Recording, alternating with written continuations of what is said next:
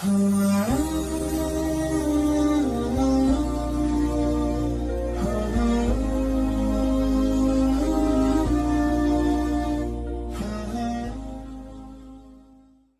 کے اندر کا ایک اہم مسئلہ ہے، اس کو بھی ذہن نشین فرمائیں۔ اللہ تعالیٰ نے ہمیں جو قرآن مجید کے اندر وضو کرنے کا حکم دیا ہے، اور ہمیں یہ معلوم ہے کہ وضو کے 4 فرض ہیں،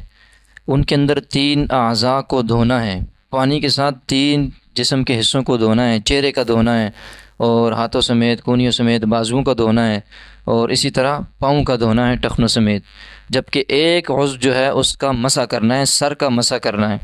3 عضو دھونے والے ہیں اور ایک کا مسح کرنا ہے۔ ہم میں سے بعض اوقات یہ کمزوری ہو جاتی ہے، اگر بعض دفعہ مثال کے طور پر چہرے کا کچھ حصہ خشک رہ گیا ہے، یا بازو کا کچھ حصہ خشک رہ گیا ہے، اور یا پاؤں کا کچھ حصہ خشک رہ جائے، تو ہماری کوئی توجہ اس کی طرف دلوائے کہ آپ کا فلاں حصہ خشک رہ گیا ہے،